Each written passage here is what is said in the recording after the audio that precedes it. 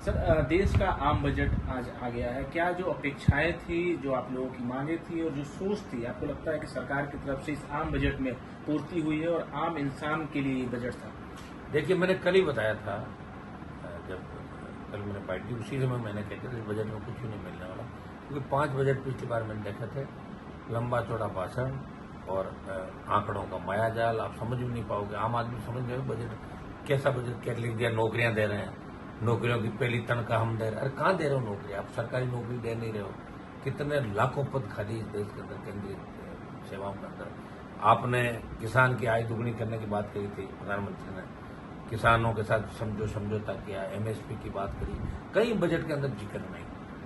बढ़ती महंगाई, petrol diesel, UPA सरकार जब गई थी और एनडीए आई, उस समय अगर इंटरनेशनल मार्केट के अंदर क्रूड ऑयल का प्रति बैरल भाव आप देखेंगे तो उस समय से अब कम है, लेकिन फिर भी पेट्रोल डीजल बढ़ रहा है। कम से कम 60, 62, 58, 55 के भाव से आज 100 के पार चला गया।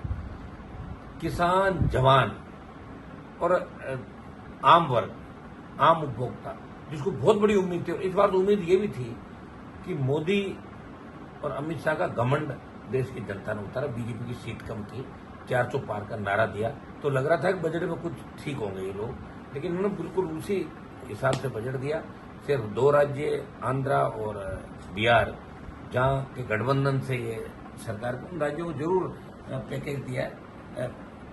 अन्य राज्य भी, जैसे हमारा राजस्थान है, वो सारे मापदंड पूरे करता है, विशेष राज्य का दर्जा, विशेष राज्य का दर्जा सरकार नहीं देती, लेकिन राजस्थान का जिक्र नहीं किया, पंजाब का जिक्र नहीं किया, हरियाणा का जिक्र नहीं किया, उत्तर प्रदेश के अंदर कोई बात नहीं। जहां जहां हारे हैं ये लोग, तो इनके मन में कहीं कहीं एक टीस थी कि हारे हुए राज्यों के लोगों को सबक सिखाना ही सिखाना। लेकिन जवान, किसान, ये कोप का ये आपकी जिस तरह की बातें, कोलकल्पित बातें इन्होंने कही, तो मुझे नहीं लगता कि इस बजट से कोई हिंदुस्तान, विकसित हिंदुस्तान बड़ा। मैं प्रधानमंत्री जी का भी सुन रहा था बजट में प्रतिक्रिया, और आज तो बजट के अंदर मैं वित्त मंत्री को देख रहा था कि शायद बजट बनाते समय भी इनका योगदान कम दिया गया। बजट अधिकारियों ने बनाया, उनसे पढ़ाया गया, क्योंकि बार बार पसीना पसीना आ रहा था, वो बजट पढ़ते हैं। मैं पहला बजट पढ़ रही हूँ, 238-37 सीटें भारतीय जनता पार्टी की, और क्या संदेश देश की जनता के अंदर जाएगा। निश्चित रूप से बजट निराशाजनक है।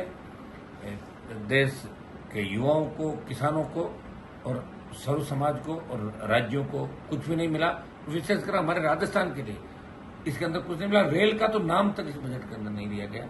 हाँ, ये रेलवे का बजट पहले अलग होता था, आवश्यकता की डिमांड के अंदर बात करें, लेकिन रेल का नाम इस बजट में नहीं लेना कि रेलवे को आप क्या दे रहे हो, किन किन को क्या दे रहे हो। आप जनता पर कर लगा रहे हो, बढ़ा रहे हो, उन्हीं को घटा रहे हो और उसी को वापिस दे रहे हो। तो ये आंकड़ों का मायाजाल है। इस बजट से हिंदुस्तान विकसित नहीं हो सकता। क्या आप लोग को इस बात से दर्द है क्या कि आंध्र प्रदेश को पैकेज दिया गया, बिहार को पैकेज दिया गया? इस बात का दर्द है क्या आप लोग? हम खुश हैं इस बात से, दर्द नहीं है। मैं तो कह रहा हूँ वो जो डिमांड कर रहे हैं उनको पूरी करने की। वो तो विशेष राज्य के दर्जे की बात करें, बिहार वाले खड़े होकर बोल रहे थे ना कि हमें पैकेज नहीं, विशेष राज्य का दर्जा दो। मैं कह रहा हूँ क्यों नहीं दे रहे विशेष राज्य का दर्जा? देने चाहिए ना, जहाँ लोग वास्तव में गरीबी की रेखा से नीचे हैं, जहाँ आवश्यकता है, जहाँ बेरोजगारी है, जहाँ संसाधन होते हुए भी लोग बहुत पीछे रह गए। तो बिहार को विशेष राज्य के दर्जे की आवश्यकता है, आंध्र को पैसा दो, राजस्थान को विशेष राज्य का दर्जा दो, उड़ीसा को पैसा दो, सबको दो, लेकिन भेदभाव सोतेला व्यवहार मत करो। प्रधानमंत्री के लिए सब लोग हैं। पिछली बार राजस्थान ने 25 सीट दी, हरियाणा ने 10 दी, पंजाब ने भी दी, यूपी ने पूरी दी। तो इस बार क्या हो गया? ठीक है, सीटें कम आ गई, इनकी गलतियों की वजह से कहीं कहीं अग्निवीर, किसान, पहलवान बेटी, ये मुद्दे थे जिनकी वजह से भारतीय जनता पार्टी को पीछे हटना पड़ा। आने वाले समय अगर यही तानाशाही इनकी चली तो इनको सत्ता से देश का जवान किसान बाहर कर देगा। हमें दर्द नहीं है, लेकिन हमें हमारे राज्यों को कुछ नहीं मिला, इस बात की तकलीफ जरूर है।